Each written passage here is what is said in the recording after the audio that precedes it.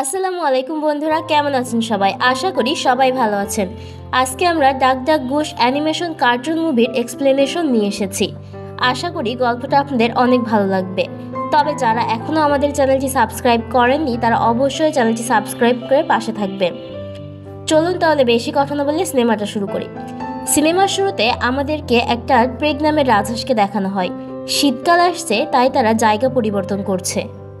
প্রেগ সবসময় তার গ্রুপ থেকে আলাদা থাকতো, কারণ সে মনে করত বাকি সবার থেকে সে একটু আলাদা। লাইফে এত নিয়ম কানুন তার পছন্দ হতো না। ওই গ্রুপের লিডার প্রেগের ওপরে সবসময় রেগে থাকতো, কারণ প্রেগ কোনো নিয়ম কানুনই মানত না। লিডার পছন্দ না করলেও ওই গ্রুপের সবাই প্রেগকে অনেক পছন্দ করত। এরপর দুটো বাচ্চা রাজহাঁসকে দেখানো হয়, যারা দুজন ভাই বোন ছিল। এদের মধ্যে একজনের নাম চি এবং অন্যজনের নাম চাও। চাও বাচ্চাটা অনেক দুষ্টু ছিল, তাই চি বড় বোন হওয়ার কারণে তাকে অনেক খেয়ালে রাখত। এই বাচ্চা হাঁসগুলোর গ্রুপও কোনো একটা ভ্রমণে যাচ্ছিল। অন্যদিকে আমাদের প্রেগের গার্লফ্রেন্ড জিংকে দেখানো হয়। জিং হলো ওই লিডারের মেয়ে ছিল। পেগ জিংয়ের সাথে মজা করতে করতে ওই ছোট বাচ্চা হাঁসগুলোর গ্রুপের সঙ্গে ধাক্কা খেয়ে পাশের একটা নদীতে পড়ে যায়। সেখানে তার বন্ধু কচ্ছপের সঙ্গে দেখা হয়, যার নাম লরি। এরপর সেখানে জিং চলে আসে আর প্রেগকে বলে, আমার বাবা আমার উপরে অনেক রাগ করে আছে। তখনই সেখানে সেই হাঁসগুলোর লিডার চলে আসে আর বলে, শীতকাল এবার খুব তাড়াতাড়ি চলে আসবে, আমাদেরকে যত দ্রুত সম্ভব মাইগ্রেশন স্পিড বাড়াতে হবে।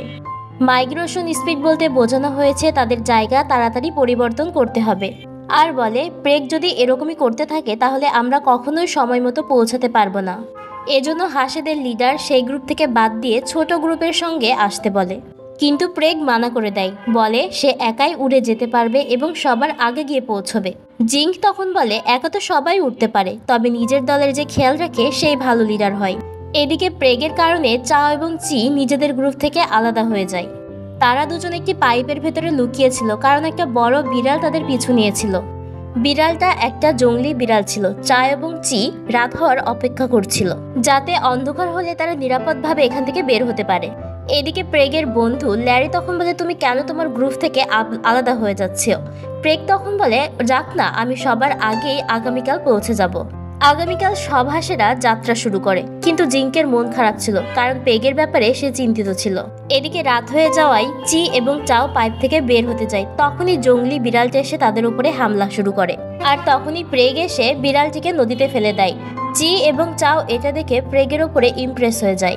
রাতের বেলা প্রেগ সেখানেই ঘুমিয়ে পড়ে। সকালে ঘুম থেকে উঠে দেখে চি এবং চাও তার পাখনার নিচে ঘুমিয়ে আছে। চাও তখন প্রেগের পা চেপে ধরে আর মনে করে এটাই তার মা। চি তখন বলে, সে কখনো তার মাকে দেখেনি, তাই তোমাকেই মা ভাবছে।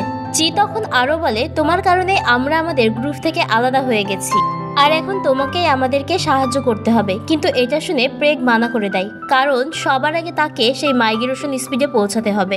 সবকিছু বলে যখন প্রেগ সেখান থেকে উড়ে যাচ্ছিল, পিছনে ঘুরে তাকিয়ে সে দেখে চাও তার লেজ ধরে আছে। প্রেগ তখন চাওকে ছাড়ানোর চেষ্টা করে, কিন্তু তখনই সে একটা বড় প্লেটের সঙ্গে ধাক্কা খেয়ে সেখানেই চিটপটাং হয়ে পড়ে থাকে। এরপর সেই প্লেটটা প্রেগের ডানার উপর এসে পড়ে এবং নদীতে গড়িয়ে পড়ে যায়।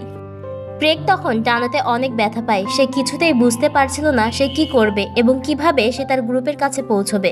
তাই জন্য প্রেগ তখন ভাবে তাকে এখন হেঁটেই রাস্তা পার হতে হবে, কিন্তু সে ভয় পায়। রাস্তায় যদি নানা ধরনের প্রাণীর সঙ্গে তার দেখা হয় তাহলে সে কি করবে। এরপর সে ভাবে চি এবং চাওকে তার সঙ্গে নিয়ে যাবে। রাস্তায় যদি কোনো বিপদ আসেও তাহলে চি এবং চাওকে সামনের দিকে ঠেলে দিবে। এরপর প্রেগ দৌড়ে চি এবং চাওয়ের কাছে যায় আর বলে, আমি তোমাদেরকে সাহায্য করার জন্য প্রস্তুত। এরপর আমাদেরকে সেই বিড়ালটাকে দেখানো হয়। বিড়ালটা পেগের বন্ধু ল্যারিকে ধরে আর ল্যারি ভয় পেয়ে সব কিছু বলে দেয়। এটাই বলে যে পেগের পাখনা ভেঙে গেছে, সে উঠতে পারছে না, আর চি এবং চাও তার সঙ্গে আছে। ল্যারি তখন এটাও বলে দেয় যে তারা পায়ে হেঁটে রাস্তা পার হবে। বিড়ালটা শুনে খুবই খুশি হয়ে যায়। এরপর ওরা তিনজন হাঁটতে হাঁটতে অনেকটা ক্লান্ত হয়ে পড়েছিল। বাইরে প্রচুর বৃষ্টি হচ্ছে এবং বিদ্যুৎ চমকাচ্ছিল। তারপর তারা একটা কুঁড়ে ঘর খুঁজে পায়। সেই কুঁড়ে ঘরে থাকা মুরগিদেরকে জিজ্ঞাসা করে, আজ রাতে কি আমরা এখানে থাকতে পারি? মুরগিগুলো তখন তাদেরকে থাকার অনুমতি দেয় এবং রাতটা সেই কুঁড়ে ঘরেতেই কাটিয়ে দেয়।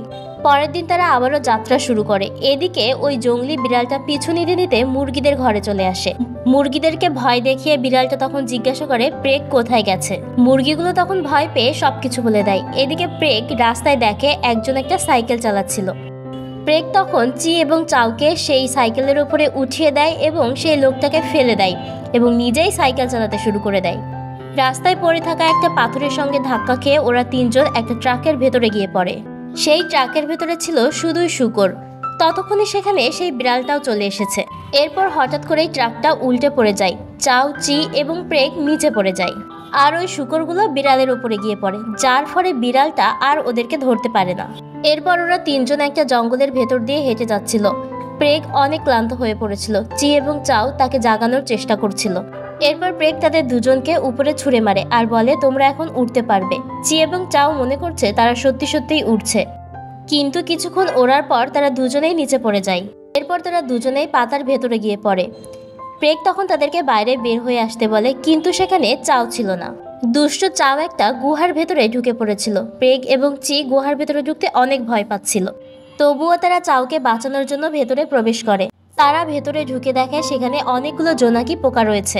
জায়গাটা অসম্ভব সুন্দর। এরপর তারা চাউকে খুঁজে পায়। ওরা তিনজন মিলে এনজয় করছিল। তখনই সেখানে সেই জঙ্গলি বিড়ালটা চলে আসে। প্রেগ তখন বিড়ালটাকে থামানোর চেষ্টা করে। এরপর তারা অনেক কষ্টে গুহা থেকে বের হয়ে আসে। ঝর্ণাতে ভাসতে ভাসতে তারা একটা অন্য জায়গায় চলে আসে। এরপর সামনে তারা একটা রাস্তা দেখতে পায় এবং চি এবং চাও তার গ্রুপকে দেখে।